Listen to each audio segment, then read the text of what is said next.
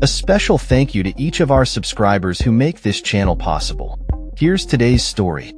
In a significant move reflecting ongoing tensions between the United States and China, the U.S. government has imposed sanctions on 6 high-ranking Chinese and Hong Kong officials due to their roles in the repression of pro-democracy advocates in Hong Kong.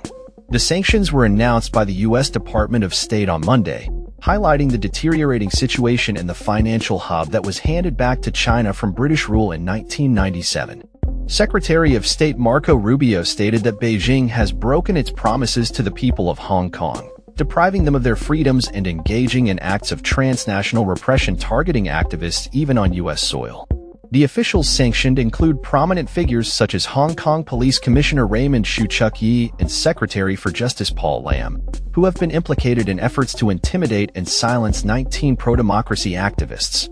Rubio's remarks, made on the social media platform X, emphasized that the latest report from the State Department under the Hong Kong Policy Act clearly demonstrates how Beijing has failed to uphold its commitments to maintain a high degree of autonomy in the region. The sanctions will not only block any interest these individuals hold in the U.S., but will also criminalize financial transactions with them under U.S. law.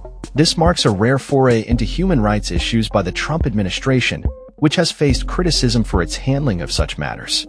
The targeted officials also include Dong Jingwei, a former senior official from China's main civilian intelligence agency who now leads the Office for Safeguarding National Security in Hong Kong, as well as senior police and security officials Sunny Oh, Dick Wong, and Margaret Chiu. The sanctions come in the wake of a broader crackdown on dissent in Hong Kong, particularly following the massive protests in 2019 that called for greater democratic freedoms.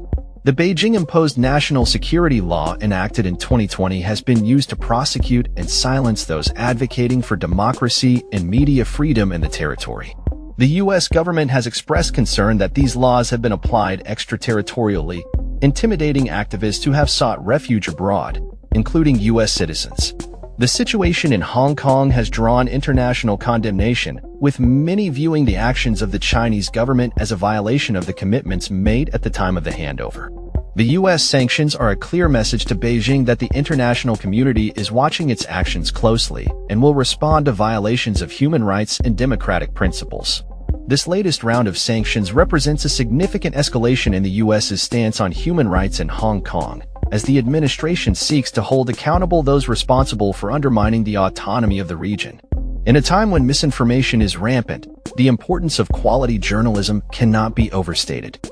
By subscribing to reliable news sources, individuals can stay informed about critical global issues such as the situation in Hong Kong and the implications of U.S.-China relations. As the world watches closely, the future of Hong Kong remains uncertain amid the ongoing struggle for democracy and freedom in the region.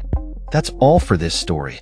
We upload videos every day covering many different subjects, so hit that subscribe button to stay informed. Thanks for watching.